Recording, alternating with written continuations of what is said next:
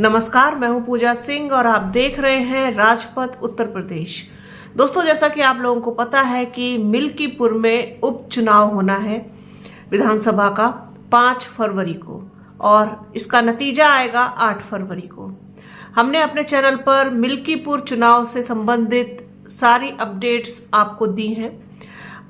आज राजपथ भारत के जो एडिटर हैं सैयद कासिम सर, उन्होंने यूपी तक पर मिल्कीपुर चुनाव को लेकर के कुछ बातें रखी हैं।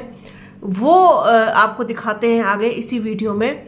आप उनको देखिए कि किस तरीके से उन्होंने पूरा डिस्क्राइब किया है और जो समाजवादी पार्टी ने एलिगेशंस लगाए हैं भारतीय जनता पार्टी के ऊपर, वो किस तरीके से उन्होंने बताया है उस चीज़ को और इसका फ़ायदा या नुकसान किसको होगा।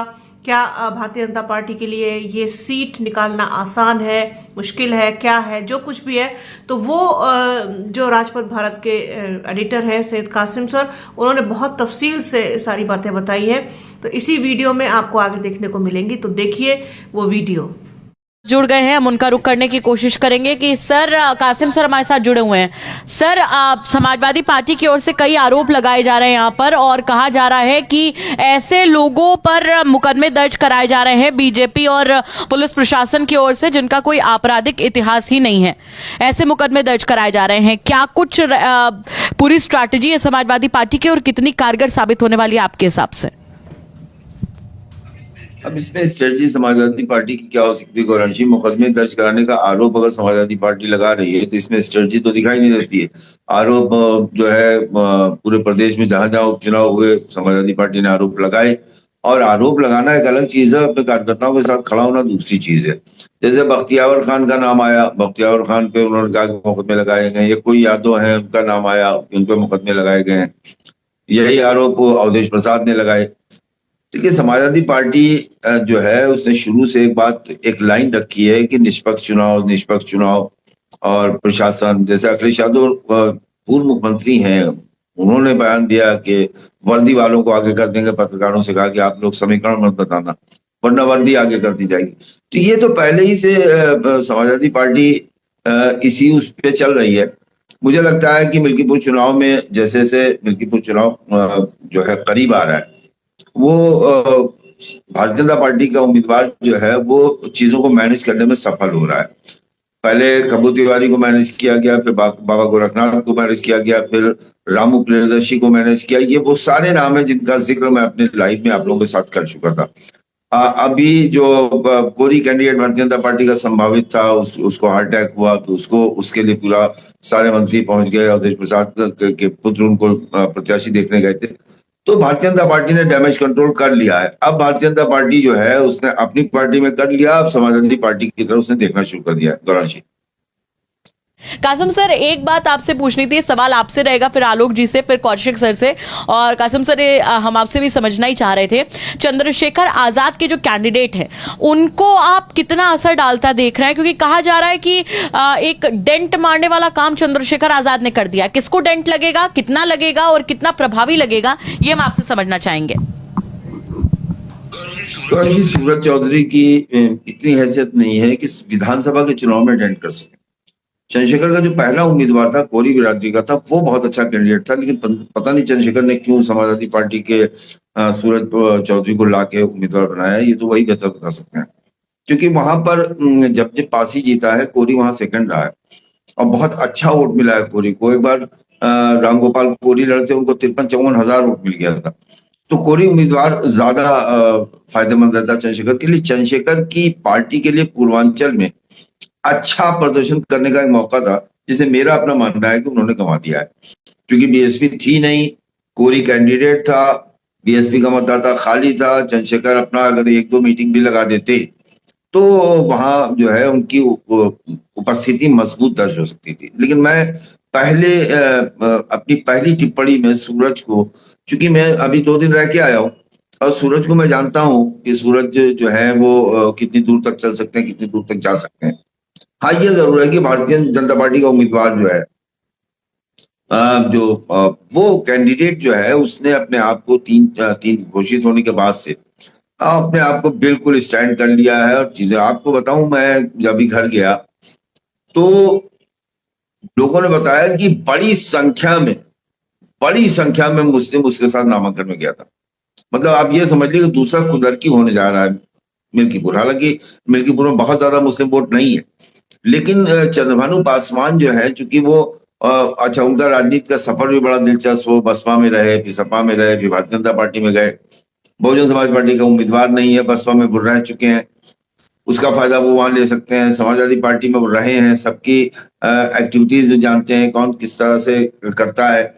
फिर इसलिए मैं कह सकता हूं कि सूरज जो है वहां पर इस पोजीशन में नहीं है कि पासी वोट को डिस्टर्ब कर सकें।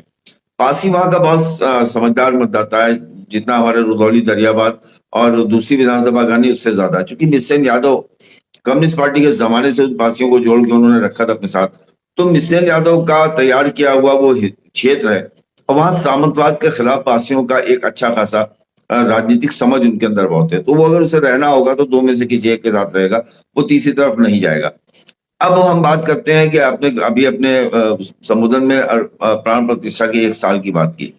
गौरव जी, शायद मैं आपके साथ पहले दिन मौजूद था जिस वक्त प्रधानमंत्री मोदी प्राण प्रतिष्ठा के लिए दंडवत हो रहे थे। उस वक्त मैंने स्टूडियो से कहा था कि प्राण प्रतिष्ठा अयोध्या वोट पर नहीं परिवर्तित होगा, और पूरे देश ने इसको नकारा था कि ये कौन सा पागल आदमी आ गया कह रहा है। और मैंने फिर न्यूज तक पे भी यही बात कही थी कि प्राण प्रतिष्ठा कोई असर नहीं कर पाएगा चुनाव में। मैं भी था उस पीरियड में, मैं था और मैंने भी नकारा था। हाँ, तो हम दोनों, आलोक जी और हम थे, तो वो चीज जो है, आज आप 1 साल पूरे हो गए। देखिए, अयोध्या जिले में मिल्कीपुर सीट जो है, हर सीट का एक अलग गणित है।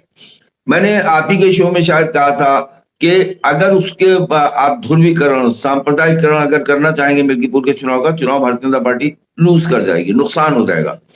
और अगर वो कुदरती के स्टाइल में लड़ेगी, भारतीय जनता पार्टी बहुत अच्छी पार्टी से जीतेगी वहां।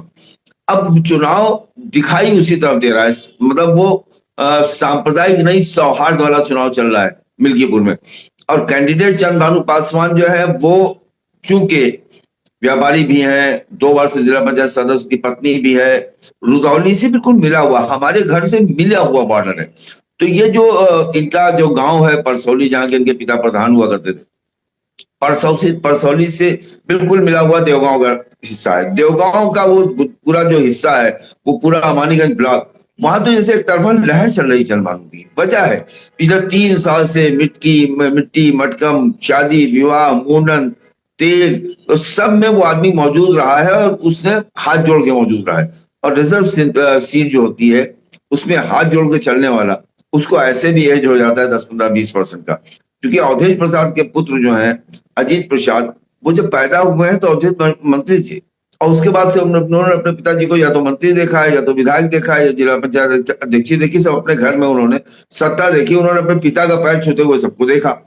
तो उनके अंदर वो चीज अभी पैदा नहीं हो, पैर छूते भी है तो पता चलता है। आलोक जी, पैरगी अगर की जाएगी तो ये समझ जाएंगे ये कौन सी पैरगी। वो चेहरे के हाव भाव देख के ये लोग खुश रहो कहते हैं, तो ये चाहे कौशिक जी हो चाहे आलोक जी, तो वो चेहरे के हाव भाव, तो वो चंद्रभानु में है। ये चंद्रभानु का ये जो स्टाइल है, ये रिजर्व सीट के लिए 10-15% अपने आप दे देता है। गौरव जी, बिल्कुल, देखिए आप इसीलिए तो ये कैंडिडेट जो है ये दिलचस्प है। आलोक जी, आपसे भी समझना चाहेंगे कि आप चंद्रशेखर आजाद की कैंडिडेट को कैसे देख रहे हैं और कहां पर? अब गौरव सिंह, कासिम जी ने कह दिया तो उसका मेरी एक्सपर्टीज तो रह नहीं जाती। कासिम उससे ज्यादा गहरा कोई नहीं जानता, लेकिन मेरा अपना मानना है कि व्यक्ति का जितना भी वोट काटेंगे, वो 5 काटे, 500 काटे, 5000 काटेंगे तो समाजवादी पार्टी का ही तो नुकसान तो पहुंचाएंगे। गौरव सिंह, ऐसा नहीं हो सकता, क्योंकि व्यक्ति है नहीं। और दलित वोटर हो सकता है कि आजाद को अपना फ्यूचर अगर नेता अगर मानने की कोशिश करेगा तो वो वोट जाएगा, और पासवानों ने अगर वो थोड़ा सा अपनी नेतृत्व आजाद को माना तो फिर वोट मिलेगा। कितना मिलेगा ये प्रश्न है, लेकिन जितना मिलेगा।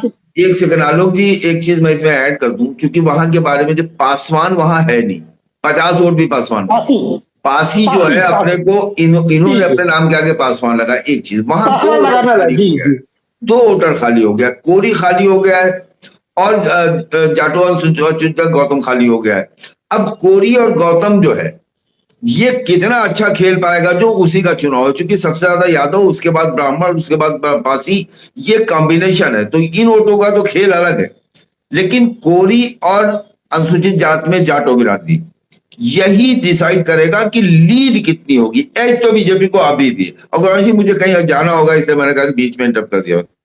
तो दोस्तों देखा आपने कि सैयद कासिम सर ने किस तरीके से मिल्कीपुर चुनाव को पूरा डिस्क्राइब किया और जो एलिगेशंस लगाए हैं समाजवादी पार्टी ने उसके बारे में उनका क्या कहना था, क्या सोचना था, वो किस तरीके से पूरा चुनाव को देखते हैं वो आप लोगों ने देखा। तो बने रहिए हमारे चैनल के साथ। हमारे चैनल को लाइक कीजिए, शेयर कीजिए, सब्सक्राइब कीजिए, बेल आइकन घंटी जैसी आकृति जरूर दबाइएगा जिससे कि आने वाले वीडियो का नोटिफिकेशन आपको मिल सके। वीडियो को प्लीज पूरा देखिएगा, ज्यादा से ज्यादा शेयर कीजिएगा। इसी तरीके के और वीडियोस भी हम आप तक पहुंचाने की कोशिश करेंगे। अपना और अपनों का बहुत ख्याल रखिए। जल्द मिलूंगे आपसे एक नए वीडियो में, एक नए मुद्दे के साथ, एक नई चर्चा में। तब तक के लिए जय हिंद।